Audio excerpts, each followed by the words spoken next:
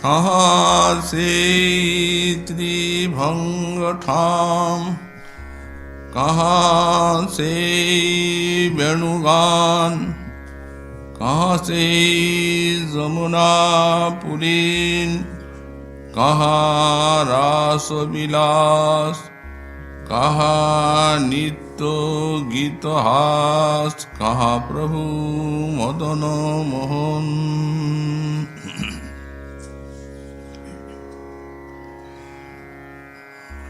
कलिजुग पावनावतार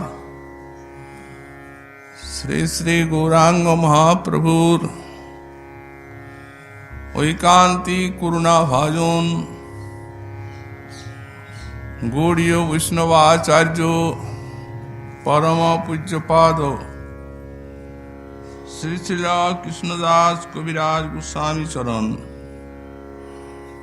তার শ্রী শ্রী চৈতন্য চরিতামৃতে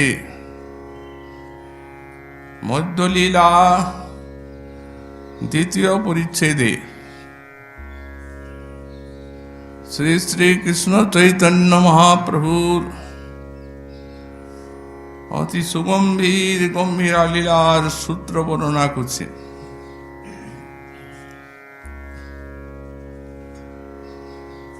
শ্রীমন মহাপ্রভু জগন্নাথ মন্দিরে শ্রী শ্রী জগন্নাথের দর্শনের জন্য গমন করেছেন। সেই ভাবনিধি শ্রী শ্রী গৌর সুন্দরীর স্নান সম্মুখে জগন্নাথ দর্শনে শ্রী শ্রী রাধারানীর কুরুক্ষেত্র দর্শনের ভাবটি ফুটে উঠেছে।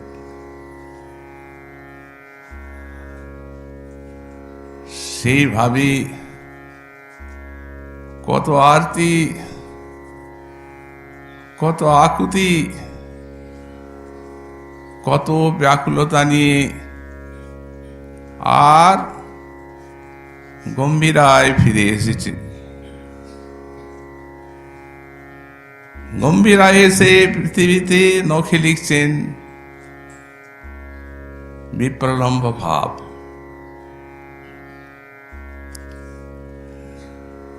শ্রী শ্রী গৌরাঙ্গ সুন্দর লীলা চলে গম্ভীরা লীলায় যেন সাক্ষাৎ বিপ্রলম্ব রসেরই অবতার।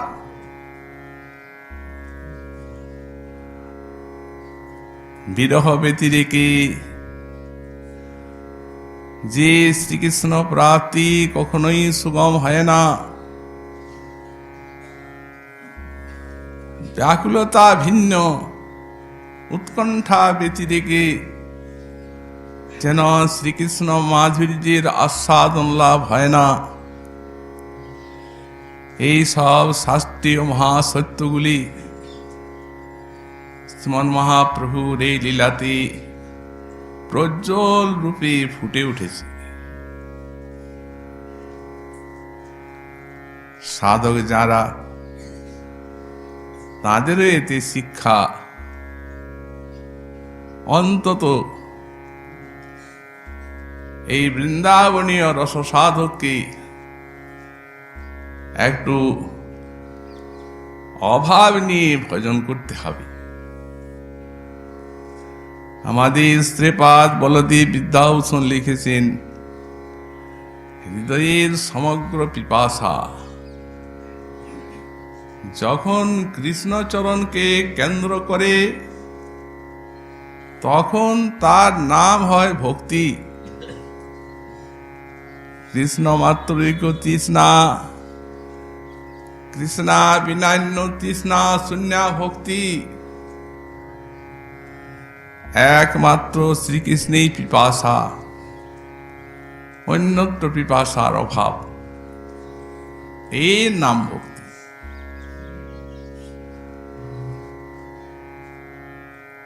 ব্যাকুলতাই হচ্ছে ব্রজ ভজনের মূল সম্পদ। একটু আধটু চাই, অন্তত অভাব জাগিয়ে ভজন চাই। পাবো রাধা কৃষ্ণ পা, তবে ঘুচিবে মনির ঘা, দূরে যাবে সকল বিকল। ঠাকুর মহাশয়, রাধা কৃষ্ণ ধন পাবো,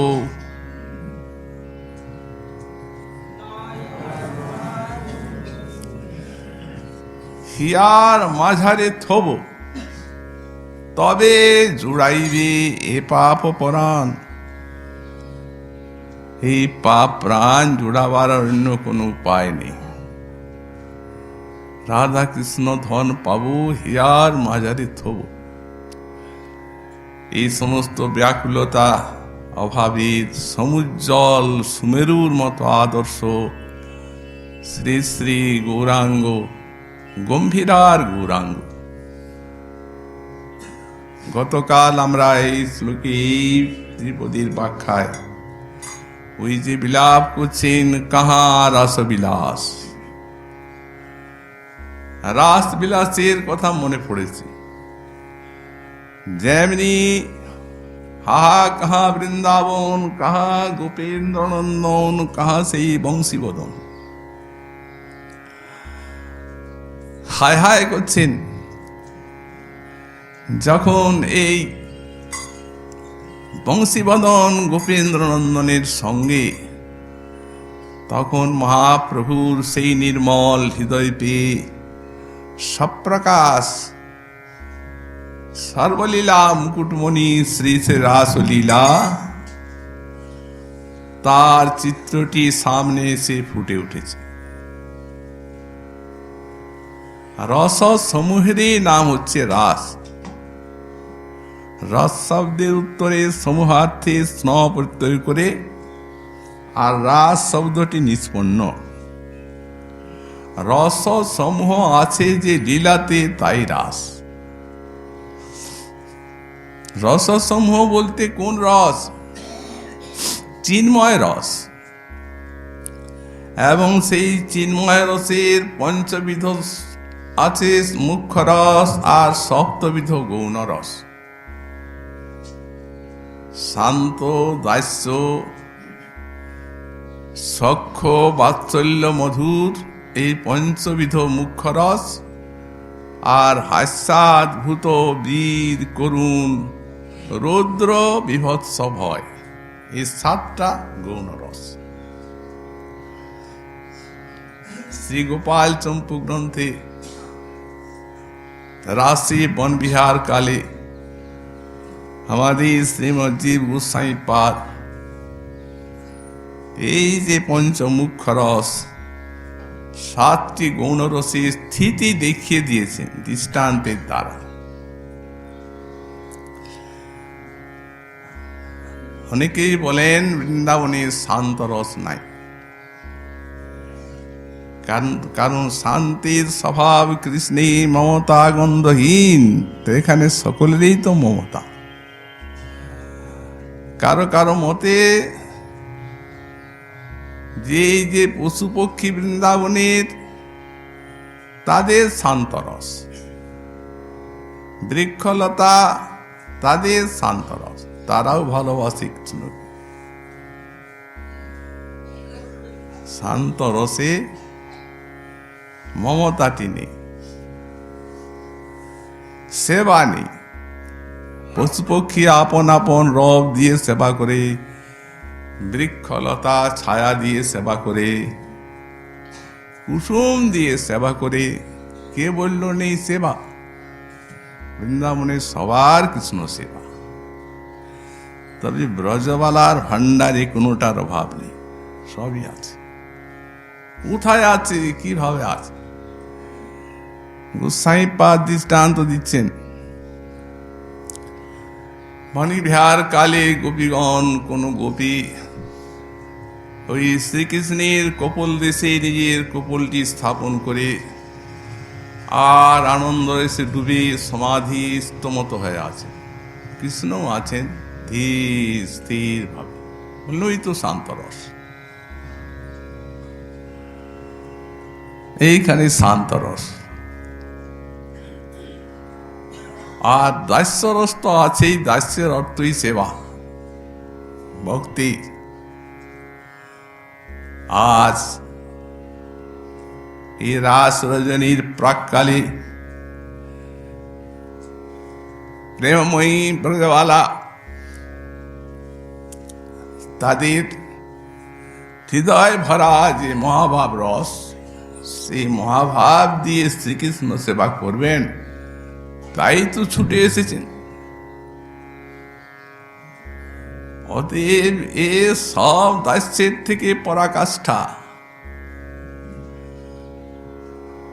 দাস্যের উপাদান হচ্ছে প্রেম। প্রেম ভিন্ন তো কখনো কৃষ্ণ কারো সেবা গ্রহণ করেন না, প্রেম চায়। তো এ তো প্রেমের পরাকাষ্ঠা, সেই মহাভাব। অতএব এমন দাস্য আর কোথায়? সখ্য আছে চরম, স্কন্ধের উপরে স্কন্ধ স্থাপন করে গোপী সহ গোপীনাথ বনবিহার লীলা করছে, প্রাণে প্রাণে এক। অতএব সখ্যেরও চরম। বাৎসল্য, বাৎসল্যটা তো শৃঙ্গার রসের সঙ্গে বিরোধ। যেখানে শৃঙ্গার সেখানে বাৎসল্য নেই, কিন্তু এখানে আছে। কিভাবে আছে? ওই সুখ শাবকগুলির মধুকণ্ঠে গান করছি কৃষ্ণ লীলা। তো গোপী এত আবিষ্ট, সেই সুখ শিশুর মুখে মধুকণ্ঠে কৃষ্ণলীলা গান করে দেশে তাদেরকে হাতে নিয়েছে, সোহাগ করছেন, গায়ের উপরে হাত বুলাচ্ছেন, বাৎসল্যে অশ্রু ঝরছে। এই তো বাৎসল্য রস। বিরোধ রসের স্থিতির আসে। শৃঙ্গার তো মূলেই, শৃঙ্গার সময় ক্রীড়ায় রাস ক্রীড়া। অতএব সে সম্বন্ধে তো কথাই নেই। আমরা একদিন বলেছি যে কবি কর্ণফুর বলেছেন প্রেম রস অঙ্গী শৃঙ্গার তার অঙ্গ। আবার একটা পূর্বপক্ষ লিখছেন কেউ কারো কারো মতে শৃঙ্গারে অঙ্গী প্রেম অঙ্গ। বললেন তা তো আমাদের দৃষ্টান্তের কোনো অসুবিধা নেই। কেন? বললেন কদাচিৎ অঙ্গীর থেকেও অঙ্গের উদ্রিক্ততা দেখা যায়, এই হিসাবে সমাধান করেছে। সুতরাং শৃঙ্গার যেন এখানে অঙ্গী হয়ে আছে, শৃঙ্গারেই তো মূল। হাস্য কোথায়? পরস্পর যখন বন বিহার করছেন, উজ্জ্বল গোপীর দেহ সোনার দর্পণের মতো, আর কৃষ্ণের অঙ্গটি নীলমণি দর্পণ। তো পরস্পরের ছায়া পরস্পরের অঙ্গে পড়ছে, উভয়েই উভয়কে ধরে হাসছেন সেই ছায়াটা দেখে। অতএব এই হাস্যরস অদ্ভুত কোথায়? পশু পক্ষী দেখছেন এমন সেই বৃন্দাবনের অরণ্যে, যা কোনোদিন দেখেন নাই, চিন্তাও করতে পারেন নাই। ওহো, এটা কি? এটা কোন পশু? এ কি পক্ষী? তাকাচ্ছেন অদ্ভুত ভাবে। অতএব এই অদ্ভুত রস, বীর রস। বলছেন কৃষ্ণ কোন কোন ব্রজবালার উপরে কটাক্ষপাত করছেন, চক্ষুগুলি লাল। শৃঙ্গার শ্রী কটাক্ষ, কিন্তু ঘোর তোর কটাক্ষ বলে চক্ষুটি সৎ রক্তিম হয়ে আছে। বললেন এইখানের বীর রস। করুণ কোথায়? ৩০ কোটি ব্রজবালা, ৪টি ব্রজবালা তো নয়। অতএব বন ভ্রমণকালে কোনো কোনো ওই লতার ডালগুলো, কুচি ডালগুলো ভূমিতে পড়ে আসে, সেখানে মারিয়ে যাচ্ছেন গোপী। কোন গোপী দেখছেন ওহো পদদলিত হয়ে গেল, কত কষ্ট হল। বৃন্দাবনের লতা সখীর মতো মনে করেন তার। অতএব বুকে নিয়ে কাঁদছেন। এই করুন। রৌদ্ররস কোথায়? বললেন কোন গোপীকে দংশন করে দিয়েছে ভ্রমর। ভ্রমরে ভ্রমরে তো ভরা কুসুমিত কানন। যখন দংশন করেছে তখন চিৎকার করে উঠেছে সুকমলা গোপী। তখন গোবিন্দ যে লীলা কমলটা আছে সেইটা এমন ভাবে মারছেন, তাড়াচ্ছেন ভ্রমরটাকে। বলেন এই রৌদ্ররস। বিভৎস, বিভৎস মানে ঘৃণা। বললেন গোবিন্দ গোপীর মুখে সঙ্গে দৃষ্টান্ত দিবেন বলে একটা কমলকে হাতে তুলেছেন, আর দেখছেন কমলটাকেও দেখছেন আর গোপীর মুখটিকেও দেখছেন। এর সঙ্গে কি দৃষ্টান্ত দেওয়া যায়? কবি কেন দৃষ্টান্ত দেন? ছি ছি, এই ঘৃণা, বিভৎস রস ফেলে দিচ্ছি। ভয়, যখন কুসুম তুলছে যাচ্ছেন গোপী, তখন ভ্রমরগুলা ছুটে আসছে, তখন ভীতা হচ্ছেন গোপী, এই ভয়। অতএব 7টা গৌণ রস আর 5টা মুখ্য রস পূর্ণরূপে রাসে বিলাস করেছে। এই জন্যই রসক্রীড়াটি হচ্ছে সর্বলীলা মুকুটমণি। কোন লীলায় এইগুলির একত্র সমাহার নাই, একমাত্র রাস বিলাসে আছে। এই জন্য এত আকর্ষণ। কাহার রাসবিলাস আমরা গতকাল বলেছি, কৃষ্ণ আশ্চর্য হয়েছেন। মনে পড়লেই মনটা বলেন কেমন হয়ে যায়। ঠিক এই জন্যই, শুধু তাই নয়, রাসের যে নায়িকা তাদেরও অত্যন্ত মর্মস্পর্শী রাসলীলা। এই বিরহের দিনে কত সুদূর কালে রাসের পরে যখন উদ্ধব মহাশয় সান্ত্বনার জন্য এলেন, তখন ব্রজবালাগণ বললেন, হে রাজদূত, তোমার প্রভু সেখানে সব মথুরা নাগরিকগণকে পেয়ে আমাদের ভুলে গেছে। ভুলবেই, কারণ রাজকন্যাকে পেলে আর কি কারো গোপীর কথা মনে থাকে? বন্যবাসিনী মনে থাকার নয়, ভুলুন তিনি আমাদের। কিন্তু হে যদুপ্রবীর, একটা কথা তোমায় জিজ্ঞাসা করি, তিনি কি সে রাস রজনীগুলির কথাও ভুলে গেছেন? প্রশ্ন করছে। কখনো কি তোমাদের নিকটে তিনি সে রাস রজনীর স্মৃতি তোমাদের কাছে বলেন না? তোমাদের মথুরায় কি পূর্ণচন্দ্রের উদয় হয় না?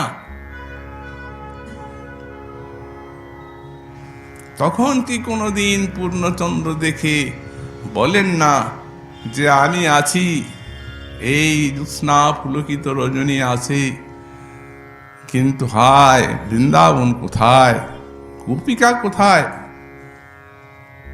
সে রাসলীলা কোথায়? এ যদুপ্রবীর, এই রূপ কোনদিন এ রাসলীলার স্মৃতি তার অন্তরে আসে কি না? কি বলবো সেই রজনীর কথা। সেই রজনীতে চন্দ্র তার আলোক নিজের ভান্ডারে রাখে নাই, সব বৃন্দাবনের বুকে বিলিয়ে দিয়েছিল। অনেক পূর্ণিমাতেই, সব পূর্ণিমাতে চাঁদ উঠে, সেই চাঁদ কোন পূর্ণিমাতে উঠেনি, ওই রাস রজনীতেই উঠেছিল। তা কি নিশাস মরতি যাসু তদা প্রিয়াভি বৃন্দাবনে কুন্দ কুমুদ কুন্দ শশাঙ্করণ্যে।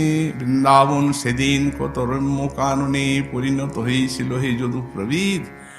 যমুনার জলে ফুটেছিল রাশি রাশি সব কুমুদ কমল কল্লার। নীল যমুনার জল একবারে সাদা। বৃন্দাবনের বনে ফুটেছিল মল্লিকা মালতী জাতি জুথি। বৃন্দাবনের বন সাদা। আর যেখানে গোপীগণ নেচেছিলেন সেই যে বালুকাগুলো, সে বালুকা সব কর্পূর চূর্ণের মতো সাদা। অতএব সব শ্বেত। রম্য কানন বৃন্দাবন সেদিন। রেমে করণ নুপুর চরণ নুপুর রাস গোষ্ঠাং। সেই দিন 300 কোটি ব্রজবালা তাদের চরণে রণু ঝনু নুপুরের শব্দ, কত কত তান, কত কত মান, কত কত সমস্ত বাদ্য বেজেছিল। হেরায় দূত সেদিন যারা কৃষ্ণের সঙ্গে নৃত্য করেছিলেন সে গোপিকা সব মরে গেছে, তারা নাই। এই জন্য তদা প্রিয়াভি, তখন যে প্রিয়াগণ ছিলেন তারা, এখন সে প্রিয়া নেই। যারা রাস করেছেন তারাই এরা। কিন্তু তদা প্রিয়াভি বললেন কেন? বললেন, বলছি এই জন্য যে যারা সেই অপূর্ব লীলায় কৃষ্ণের সঙ্গে নেচেছিলেন তাদের এই বিরহ কখনো আসতেই পারে না, অসম্ভব। যারা সেই রাজনৃত্যের সৌভাগ্য লাভ করেছিলেন যে গোপী, অতএব তারা মরে গেছে। অসমা বিদিত মনজ্ঞ কথক কদাচিৎ।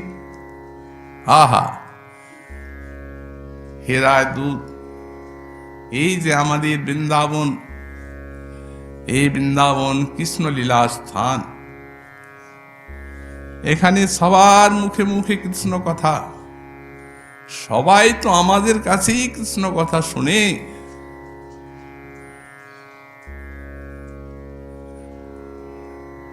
কিন্তু এই কৃষ্ণ কথার মূল স্থান যে বৃন্দাবন, সেই বৃন্দাবনে কৃষ্ণ কথার যে এত অভাব হবে কোনোদিন কল্পনা করতে পারিনি। কে কাকে কৃষ্ণ কথা শোনায়? সব তো ঝরে কৃষ্ণ বিরহে কান্নাকাটি করছে। অতএব কে শুনবে আর কে বা শোনাবে? অতএব সেই কৃষ্ণ কথা স্থান বৃন্দাবনে আজ কৃষ্ণ কথার অভাব। তাই তো তুমি বিদেশি একজন, তোমার কাছে আমরা কৃষ্ণ কথা জিজ্ঞাসা করছি দুর্ভিক্ষ ভিক্ষুকের মতো। আমরা যেন এখন ভিখারিনী, কৃষ্ণ কথার ভিখারিনী, তাই তোমাকে জিজ্ঞাসা করি। সুতরাং এত সুদূর অতীতে তাদের সে রাসলীলার গভীর স্মৃতি। এমনকি এই যে গম্ভীরা লীলা, এই গম্ভীরা লীলায় মহাপ্রভুর সতত রাসের স্মৃতি। ঘুমিয়ে পড়লেন, একটু নিদ্রাবেশ হলো, দেখলেন রাসলীলা। এই দিন তাই গোবিন্দ দেরি দেখে জাগালেন। আর কত স্থানে রাসলীলার সাক্ষাৎ দর্শন অনুভূতি। এই দেখুন অন্তলীলায়, সেখানে কবিরাজ গোস্বামীপাদ নিশ্চিতভাবে ব্যাখ্যা করেছেন গম্ভীরা লীলা। সেখানে ৫ম অধ্যায় রাস দর্শন।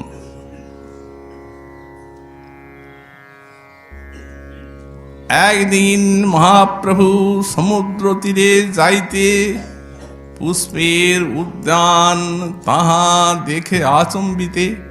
সমুদ্র তীরে যাচ্ছেন মহাপ্রভু, দেখছেন ফুলের বাগান। বৃন্দাবন ভ্রমে তাহা পুছিল ধাইয়া। বৃন্দাবন ভ্রমে সেখানে ধাবিত হয়ে প্রবিষ্ট হয়ে গেলেন। প্রেমাবেশে বুলে তাহা কৃষ্ণ অন্বেষিয়া। প্রেমাবেশে কৃষ্ণকে অন্বেষণ করে বেড়াচ্ছে। কিসের প্রেমাবেশ? রাসে জয়ছে রাধা লইয়া কৃষ্ণ অন্তর্ধান কইল। আর পাছে গোপীগণ জইছে চাহি বেড়াইল মহাপ্রভুর এই ভাব। রাধা বাবা সাধন করেছেন, গোপী ভাব সাধন করেছেন,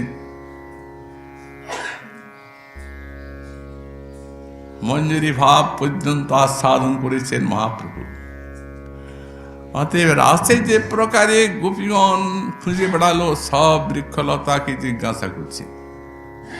সুত পিয়ালপন শাসন কবিদার জম্বর্ক নিপ্রবকুলাম্র কদম্ব নিপা জেন্নে পরার্থ ভাবকা যমুনা উপকূলা সংসন্তু কৃষ্ণ পদমিম রহিতাত্মনাগ্ন।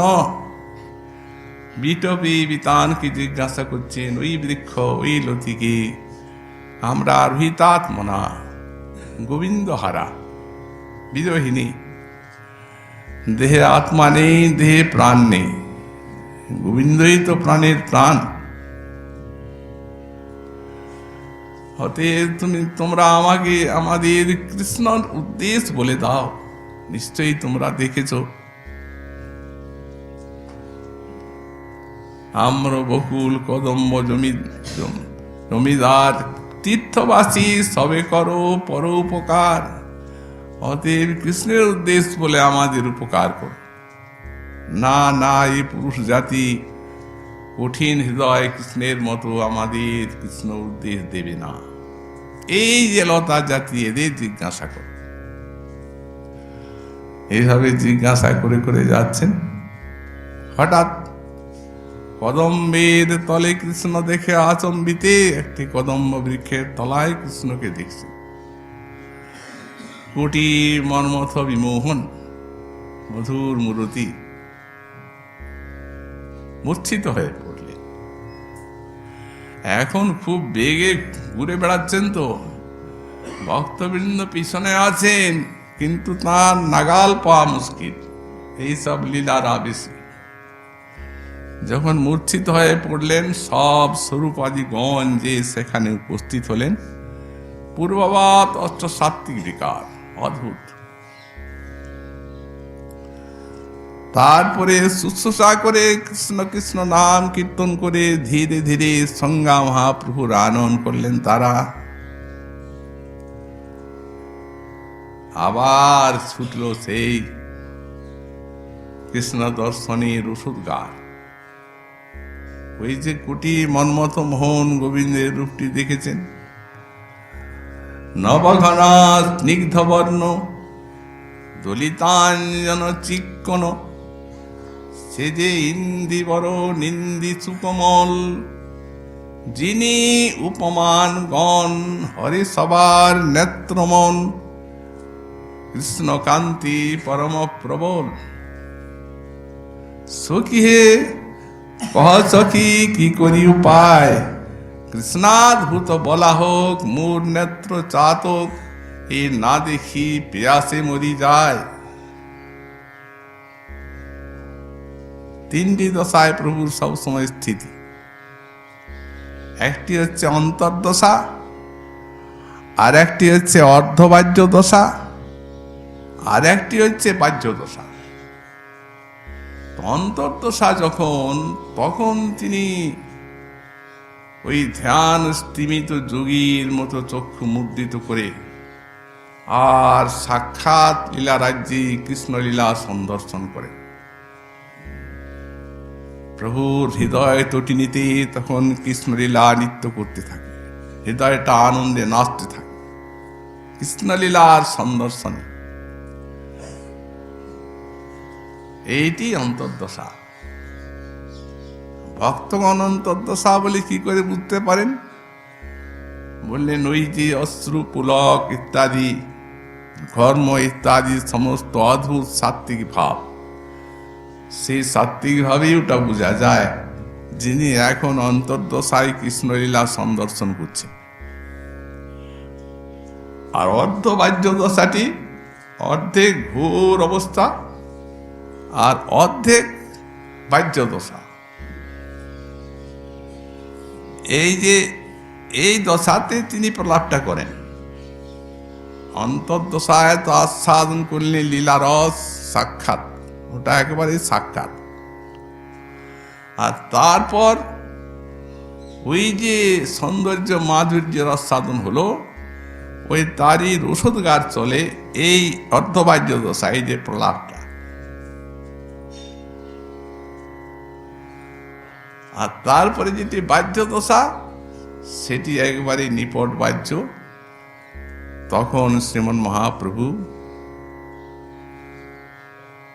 বিরহ জ্বালায় অস্থির হয়ে পড়েন, হাহাকার করতে থাকেন, হা কৃষ্ণ তুমি কোথায়, হাহা কাহা বৃন্দাবন, কাহা গোপীন্দ্রনন্দন, কাহা সেই বংশীবদন। এই যে বাহ্য দশাটি, এটি ভক্তগণের পক্ষে অতি অসহনীয় দশা, খুব কষ্টকর অবস্থা। কাহাতে মুরলীধ্বনি নবাভ্র গর্জিত যিনি, জগদাকর্ষে শ্রবণী যাহার, উঠিধায় প্রয়োজন তিসিত চাতকগণ, আসিপি কান্তমৃতধার। এইসব প্রলাপ করতে লাগলেন শ্রীকৃষ্ণের অদ্ভুত সেই মাধুর্যের রসুকার। এই যে পঞ্চদশ অধ্যায়ী সাক্ষাৎ রাস দর্শন। তারপর এমনি রাসলীলা শ্লোকগুলি সব পড়েন, ভক্তগণ সঙ্গে এক একটা শ্লোক আস্বাদন করেন। কবিরাজ স্বামীপাদ বলেন আর কতই লিখব, আর সব রাসলীলা শ্লোকগুলি এমনি ভক্তের সঙ্গে আস্বাদন আর অদ্ভুত লীলা প্রকটন করেন। একদিন এমনি ওই শ্লোক পাঠ করতে করতে এক উদ্যানে, সমুদ্রের তীরবর্তী উদ্যানে, ওই জলকেলির শ্লোক শুনেছেন, পাঠ করেছেন জলকেলির শ্লোক। কৃষ্ণ জলকেলি করছেন রাসান্তে গোপীগণ সঙ্গে, সেভাবে প্রভুর হৃদয়টা আবিষ্ট। জ্যোৎস্নালোক, পূর্ণিমার চন্দ্র ঝলমল করছে যমুনার জল। সেই যমুনার জলে পূর্ণিমার সেই চন্দ্রে আলো দেখে মনে করেছেন এই যমুনা। তো এত বড় বিশাল সিন্ধু তরঙ্গায়িত, তাকে যমুনা মনে করা? না না, মনে করা নয়, এটি সাক্ষাৎ যমুনা স্ফূর্তি, তার মহাসত্য দর্শন। কৃষ্ণ, তার ধাম, তার লীলা, প্রত্যেকটি ধামের ক্ষেত্র বিভু ব্যাপক। প্রেমিকের যখন উৎকণ্ঠা জাগি, ব্যাকুলতা জাগি, ধামের যে স্থানটি দর্শনের কামনা হয় এবং সেই কামনা যখন চরমে পৌঁছায়, সব প্রকার ধাম সেখানে দর্শন দেন। তেমনি সিন্ধুতে দেখছেন যমুনা, বাস্তব যমুনা, আর তা না হলে সিন্ধুতে আবার যমুনা জ্ঞান করবে কি? একে তো সমুদ্র, আর তারপরে পূর্ণিমার রাত্রি করল বিশাল তরঙ্গ ঢেউ, কোনোদিন বেলাভূমি অতিক্রম করে না। কিন্তু পূর্ণিমার চাঁদ যদি দেখেছে তো পাগল সমুদ্র, উচ্ছ্বসিত হয়ে ওঠে, তাকে মনে করছেন যমুনা। শুধু মনে করা না, ঝাঁপ দিয়ে দিয়েছেন। কৃষ্ণ তো ওখানে রাজরানী গোপিকাগণ সঙ্গে লীলা করছেন, যেমনি ঝাঁপ দিয়ে দিয়েছেন। রত্নাকর মনে করছে যে লোকে আমা মিথ্যাই রত্নাকর বলে। আরে কি রত্ন, কোথায় রত্ন? এ আজ আমি রত্নাকর, সাক্ষাৎ এই প্রেম রত্ন কি বুকে পেয়ে গেছি। এই যে না পড়েছেন আর মূর্ছা এসে গেছে সঙ্গে সঙ্গে। কি বিপদ! পড়লে জলে ঝাঁপ দিয়ে পড়লে মূর্ছা এলে কি আর রক্ষা আছে? তখন জলে ডুবে নিঃশ্বাস বন্ধ। কিন্তু সমুদ্র সেবা করছে, রত্ন ঢিপে উঠাচ্ছে, নিঃশ্বাস নিচ্ছেন, আবার ডোবাচ্ছে, আবার উঠাচ্ছে, আবার ডোবাচ্ছে। ভাসিয়ে ভাসিয়ে নিয়ে যাচ্ছে। এমন ভাবে ছুটে গেলেন, কেউ টের পেলেন না। অত শত ভক্ত সঙ্গে, কিন্তু বায়ু বেগে গেলা প্রভু কেহ লক্ষিতে নারিলা। বায়ু বেগে চলে গেলেন তো। ভক্তগণ সব ব্যাকুলিত হয়ে খুঁজে বেড়াচ্ছেন। কেউ বা গম্ভীরায় গেলেন, কেউ বা জগন্নাথ মন্দিরে গেলেন, কেউ বা চটক পর্বতে গেলেন, কেউ বা কোণার্কের দিকে গেলেন। যেখানে যেখানে প্রভুর আবেশ হয় সেই জায়গায় গেলেন। স্বরূপ দামোদর ভক্তগণ সঙ্গে যাচ্ছেন সেই তীরে তীরে। সকলেরই হৃদয়ে চিন্তা, প্রভু কি আজ লীলার অন্তর্ধান করলেন? সহসা স্বরূপ দামোদর দেখছেন একটা জালিক জেলে আসছে সামনের দিকে থেকে, কাঁধে জাল আর কাঁদছে, হাসছে, গায়ে পুলক। উনি মনে করলেন যে একে জিজ্ঞাসা করলে কিছু পাওয়া যেতে পারে। আচ্ছা জালিক, বলো তো এই দিকে কোনো লোক দেখলে, কাউকে দেখলে? ঠাকুর, ওদিকে যাবেন না, কোনো লোক নেই ওদিকে, একটা ভূত আছে। এত রাত্রে আমি সব এখানে মাছ ধরি, এখন কোনোদিন আমাকে ভূত পেতে পায় না। আমি নৃসিংহ নাম জপ করি এই জন্য, কিন্তু আজ যে ভূতটা দেখলাম, ও ভূত এমন ভূত যে নৃসিংহের নাম করলে দ্বিগুণ বাড়ছে। হায় হায়, ঠাকুর কান্নাকাটি করছে সেই জেলে। আমি মইলে কইছে আমার জীবে স্ত্রী পুত, আমার স্ত্রী আর আমার ছেলে কি করে বাঁচবে? আমি তো তাদের রোজগার করে খাওয়াই, আমার আর রক্ষা নাই, আমার মৃত্যু হয়ে গেল। যাবেন না ঠাকুর, যাবেন না, গেলে এই ভূতে পাও।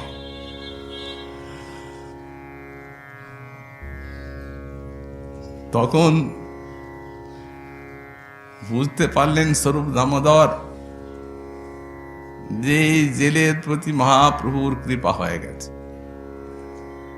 কেমন দেখলে ভূতটা? বললে লম্বা, 10-12 হাত, আর এই গলা, এই হাত সব লম্বা লম্বা। ভূত ছাড়াও এরকম হয় না ঠাকুর, অষ্টিচন্ডী বিয়োগ হয়ে গেছে। কি করে দেখলে? বলে জাল ফেললাম, জালে এসেছে সেই ভূত। আমি তো বুঝতে পারিনি। বড় মৎস্য বলি মুই উঠানু যতনে, আমার মনে হলো যে আজ খুব বড় মাছ জালে লেগে গেছে। অতএব ধীরে ধীরে যাতে ফসকে না যায়, যে না আস্তে আস্তে আস্তে আস্তে জালে উঠালাম। যখন উঠালাম তখন মৃতক দেখিয়া মোর ত্রাস হইল মনে। এখন সেই মৃতক দেখে আমার ভয় হয়ে গেল। তো যেমনি খুলছি জালটা স্পর্শ হয়ে গেল, যেমনি স্পর্শ হয়ে গেল তেমনি এই অবস্থা। চোখগুলা একবারে উত্তান হয়ে আছে, গু গু গু গু শব্দ করছে।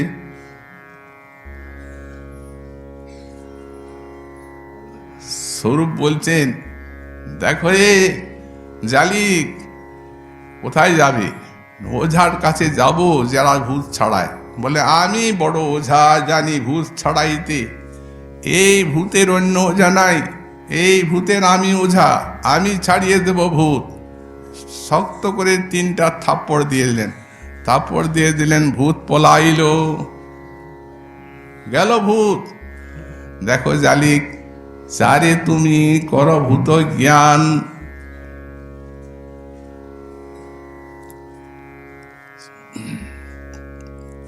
সে ভূত নহে, সে শ্রীকৃষ্ণ চৈতন্য ভগবান। হয়ে তারেই তুমি উঠাইয়াছ আপনার জালে।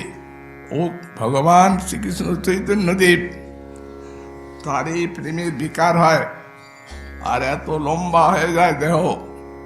অতে ভাগ্যবান তুমি, চলো দেখাও কোথায় তিনি। জালি কহে প্রভুকে মুই দেখিয়াছ বারবার, সেহ নহে এই অতি বিকৃত আকার। বললেন না না না, তিনি না, আমি প্রভুকে বহুবার দেখেছি, কিন্তু সেই কোথায় সেই কন্দর্প নিন্দিত দেহ, আরে তো বিকৃত আকারে তো ভূত। বললেন স্বরূপ কহে তাঁর হয় প্রেমের বিকার, অস্থি সন্ধি ছাড়ি হয় অতি দীর্ঘাকার। ওতে ভয় নেই, চলো দেখাও। চালিক নিয়ে গেলেন, দেখছেন অর্ধেক জলে অর্ধেকটা বাইরে, মূর্ছিত অবস্থা, উত্তান নয়ন, অস্থিসন্ধি বিয়োগ, শরীর শ্বেত বর্ণ হয়ে আছে আর সারা সূর্যে বালুকা। পরিচর্যা করলেন ভক্তবৃন্দ, সব বালুকা টালুকা ধুয়ে ঝেড়ে শুষ্ক কৌপিন আর্দ্র কৌপিন বহির্বাস ছাড়িয়ে শুষ্ক কৌপিন বহির্বাস পরালেন, শুষ্ক জায়গায় তুলে নিয়ে এলেন, কিন্তু গম্ভীরায় আনা যায় না। এরকম অবস্থা অত দূরের থেকে লম্বা।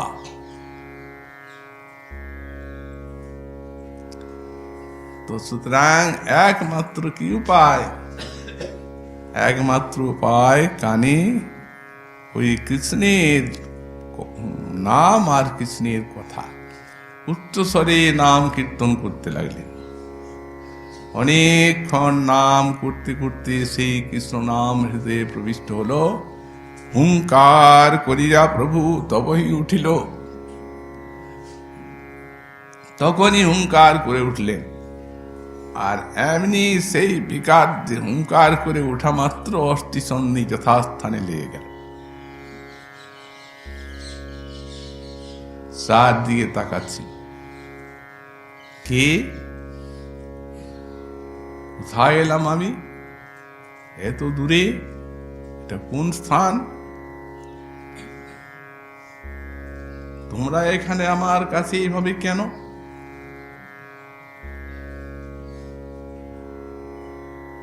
দেখছি আজ আমি যে যমুনা গিয়েছি, সেখানে কৃষ্ণ গোপীগণ সঙ্গে রাসান্তে জলবিহার করছেন, আর আমি সেই জলে ঝাঁপ দিয়ে দিয়েছি। তারপর আর কিছু জানি না। বললেন প্রভু, ওই টোটার থেকে তুমি এমন ভাবে অন্তর্ধান হয়ে গেলে আমরা কিছুই বুঝতে পারলাম না, আর সারা সমস্ত জলবিহারটা বর্ণনা করলেন দশায়। স্বরূপ বলছেন, প্রভু তুমি এই জলে ডুবে কৃষ্ণলীলা দর্শন করছো, আনন্দে ভাসছো, আর আমরা মরে যাচ্ছি তোমার চিন্তায় বিরহে।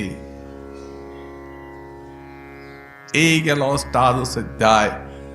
19 অধ্যায় আবার সেই রাস, সেই জগন্নাথ বল্লভ উদ্যানে যেদিন বৈশাখ মাসে জ্যোৎস্না পুলকিত রজনী, সেই দিন প্রবেশ করলেন সেই জয়দেবী ললিত লবঙ্গলতা পদ গান করতে করতে।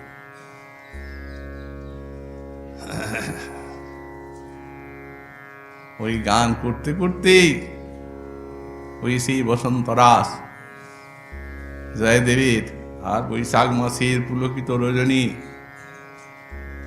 এই দর্শন, এই গান করতে করতে সেই রাসের উদ্দীপনায় সমস্ত কৃষ্ণকে অন্বেষণ করে বেড়াচ্ছেন। ইত্যাবসরে সেদিনও সেই অশোকের তলে কৃষ্ণ দেখে আচম্বিতে। হঠাৎ অশোকের তলে কৃষ্ণকে দেখলেন। কৃষ্ণ অন্তর্ধান দেখতে দেখতে মূর্ছা, যেমনি অন্তর্ধান করেছেন তেমনি মূর্ছা। যেমনি মূর্ছা হলো তেমনি সব স্বরূপাদি গণ এসে শুশ্রূষা করলেন। মূর্ছা তো গেল, চৈতন্য জাগলো, চারদিকে দেখছেন, তাকাচ্ছেন, কোথায় কৃষ্ণ? এখনই দেখলাম, দেখতে পাচ্ছেন না, কিন্তু কৃষ্ণের অঙ্গের গন্ধে ভরিল উদ্যান, অঙ্গ গন্ধটা পাচ্ছে। সমস্ত অঙ্গগন্ধের ব্যাখ্যা করলেন অর্থবাহ্যে প্রলাপ। কস্তুরিকা নীলোৎপল, তার যেই পরিমল, তাহা যিনি কৃষ্ণ অঙ্গগন্ধ ব্যাপে 14 ভুবনে, সবা করে আকর্ষণে নারীগণের আঁখি করে অন্ধ। সখী হে, কৃষ্ণগন্ধ জগত মাতায়, নারীর নাসায় পৈছে সর্বকাল, তাহা বইছে কৃষ্ণ পাশে ধরি লইয়া যায়।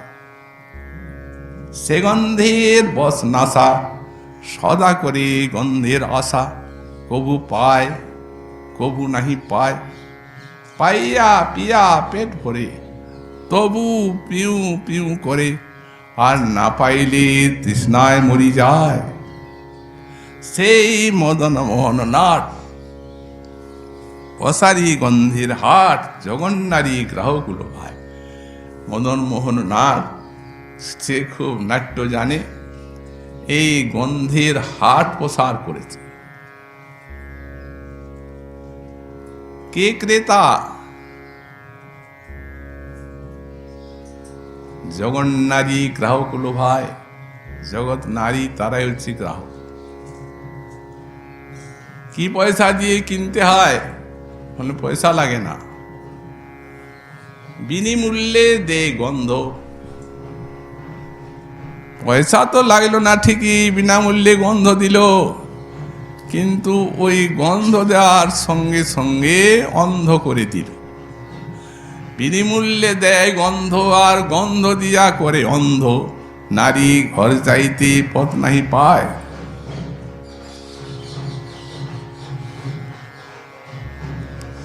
এই ভাবগুলি এত গম্ভীর ভাবে কবিরাজ গোস্বামী পাদ ব্যাখ্যা করেছেন। অর্থাৎ কৃষ্ণ মাধুর্যে শব্দ স্পর্শ রূপ রস গন্ধের গোপিকার উপরে কি অদ্ভুত প্রভাব। গন্ধ দিয়া করে অন্ধ, ঘর যাইতে পথ নাহি পায়। তার মানে ওই কৃষ্ণ ব্যতীত আর অন্য জায়গায় যাবার তাদের সামর্থ্যই থাকে না। এইভাবে শ্রীমৎ মহাপ্রভু এই রাস রসের আস্বাদন লাভ করেছেন নিজে, এবং এই আস্বাদনে বিভোর হয়ে আর ভক্তগণের নিকটে অর্থ বাহ্য দশায় প্রলাপাদি করেছেন। আর বাহ্য দশায় এমনি হাহাকার।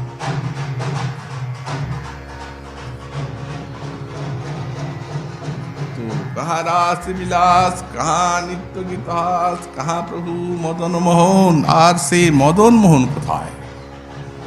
কখন মদন মোহন? যখন রাধার সঙ্গে যদা ভাতি তদা মদন মোহনম, অন্যথা বিশ্বমোহে পি সাং মদন মোহিত। রাধারানীর সঙ্গে যখন থাকেন তখনই মদন মোহন।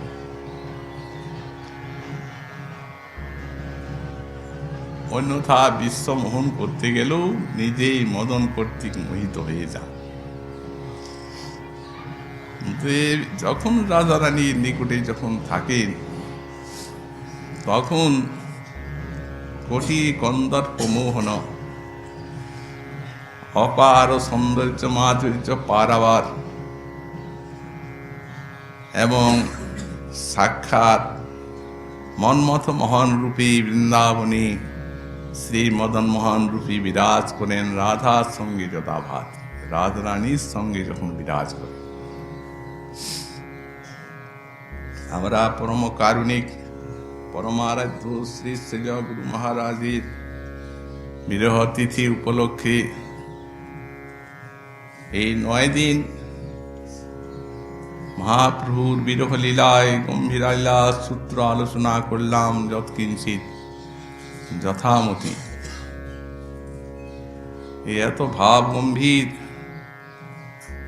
এবং এত নিগূঢ় অর্থ যে ক্ষুদ্র জীবের বুদ্ধির এত প্রবেশাধিকার এতে নাই। তথাপি গোস্বামী পাদগণ যেভাবে আস্বাদন করেছেন, তাঁদের শ্রীপাদ পদ্ম স্মরণ করে যতটুকু সম্ভব আমরা আলোচনা করেছি। এই যে কৃষ্ণ কথা আর এই কৃষ্ণের যে লীলারস গান, এই দুটি জিনিসে পরমারাধ্য শ্রী শ্রী গুরু মহারাজের এমন আবেশ যে সত্যিকার যারা নয়নে দেখেছেন, প্রত্যক্ষ করেছেন, তারাই তার সাক্ষী। কৃষ্ণ কথা শুনতে বসতেন যখন ধ্যানস্থ, নড়তেন চড়তেন না।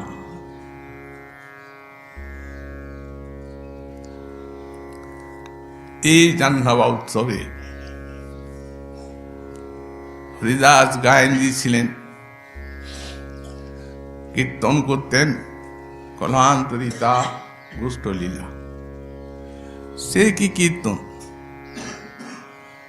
সকালবেলা 8টার সময় ওই রুটি টুটি সামান্য খেয়ে আর বসে গেলেন কীর্তন করতে। কোনো বছর 4টা, কোনো বছর 5টা, সেই সকাল 8টার থেকে 9, 10, 11, 12, 1, 2, 3, 4, 5, 8 ঘন্টা, 9 ঘন্টা একবারে নিস্পন্দ ভাবে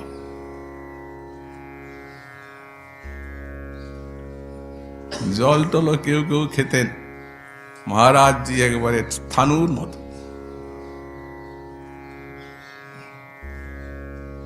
তো এই কৃষ্ণ কথা এমন কৃষ্ণ গানে এমনি আবেশ। যেহেতু তিনি সম্মুখে বসে পাঠ হরি কথা শুনতেন, এমন এক মন দিয়ে শুনতেন যে একটু এদিক ওদিক হবার উপায় নেই। এদিক ওদিক কিছু হলেই তখন গৃহে এসে বলতেন, এখানে এইরকম তো হবে না, ওই এখানে এইরকম হবে, হতে দেখবি টিকাটা ভালো করে। এইসব শিক্ষা। তো যাই হোক, এই তাঁর সেবা এবং আপনাদের সেবা যৎকিঞ্চিত, তথাপি আমার জিহ্বার দোষে, বুদ্ধির দোষে যে কিছু ভুল ত্রুটি আপনারা কৃপা করে মার্জন করবেন এবং এই আশীর্বাদ করবেন যাতে এই সেবা নিয়ে শেষ নিঃশ্বাস ত্যাগ করতে পারি। আজকে সন্ধ্যা এখানে শ্রী শ্রী গুরু মহারাজজির অধিবাস এবং কালকে এখানে অষ্টম প্রহর নাম সংকীর্তন, পরশুদিন প্রাতঃকালে প্রার্থনা কীর্তন, শ্রী শ্রী মহারাজজির সূচক কীর্তন, তাঁর প্রতিকৃতির সঙ্গে রাধাকুণ্ড শ্যামকুণ্ড পরিক্রমা এবং দধিমঙ্গল, শ্রী শ্রী গৌর গোবিন্দের ভোগরাগ এবং বৈষ্ণব ভক্ত সেবার অনুষ্ঠান হবেন। আর এই সমস্ত অনুষ্ঠানগুলিতে আপনাদের একান্ত উপস্থিতি সহযোগিতা আমরা কামনা করি এবং পরশুদিন সকলেই মধ্যাহ্নকালে এখানে এসে প্রসাদ গ্রহণ করবেন কৃপা করে, এই প্রার্থনা আপনাদের চরণে জানাই।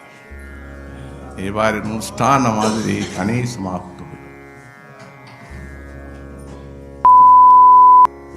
জয় শ্রী রাধে। হরিকথা শ্রবণ পিপাসু ভক্তবৃন্দের চরণে দণ্ডবাদ। আমাদের হরিকথা রোজ সন্ধ্যা 7টায় প্রচারিত হবে। জয় শ্রী রাধে। নিতাই গৌর হরি বল।